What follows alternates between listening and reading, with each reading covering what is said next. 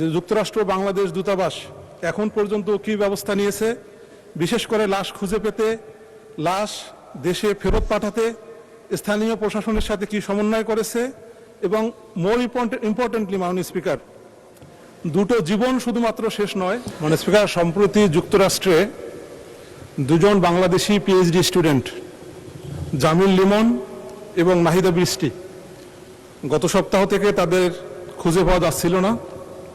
দুঃখজনকভাবে কয়েকদিন আগে জামিল লিমনের লাশ ফ্লোরিডা হাওয়ার্ড ফ্রাঙ্কলিন ব্রিজের পাশে পাওয়া গেছে। নাহিদা বৃষ্টির খবর এখন পর্যন্ত পাওয়া যায়নি। বিষয়টা খুবই গুরুত্বপূর্ণ মাননীয় স্পিকার, বিশেষ করে বাংলাদেশি কমিউনিটি এবং বিশেষ করে যে সকল ছাত্ররা দেশের বাইরে পিএইচডি গবেষণা বা উচ্চশিক্ষার জন্য গেছেন তাদের জন্য।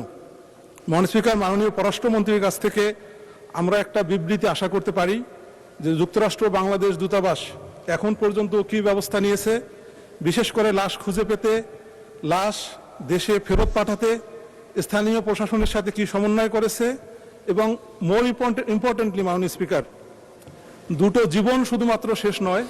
মাননীয় সদস্য, আপনি পয়েন্ট অফ অর্ডারের বিষয়টি রেজ করেছেন। আপনাকে কার্যপ্রণালী বিধি 301 আবার পড়ার জন্য, ভালোভাবে পড়ার জন্য অনুরোধ জানাচ্ছি। পয়েন্ট অফ অর্ডার হবে 302 মাননীয় স্পিকার। এক মিনিট। 302 মাননীয় স্পিকার। এই 302 হলে আপনাকে নোটিশ দিতে হবে। আর পয়েন্ট অফ অর্ডার হয় সংসদের চলমান বিষয়ের উপরে কিংবা সংসদের শৃঙ্খলা কার্য রক্ষা করার বিষয়ে। এই ব্যাপারে আপনি নোটিশ দেন, সে ব্যাপারে আমরা এটি বিবেচনা করা হবে।